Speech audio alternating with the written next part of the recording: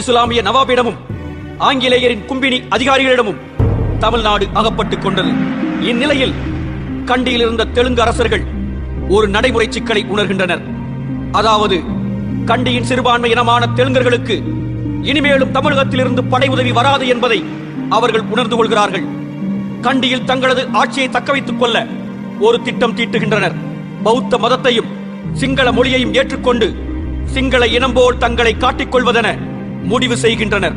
தங்களது தெலுங்கு அடையாளத்தை மறைத்துக் கொள்ள வசதியாக சிங்கள பெயரை வைத்துக் கொண்டும் பௌத்த மதத்தை தழுவிக்கொண்டும் கண்டியை ஆட்சி செய்தனர் வடுகர்கள்.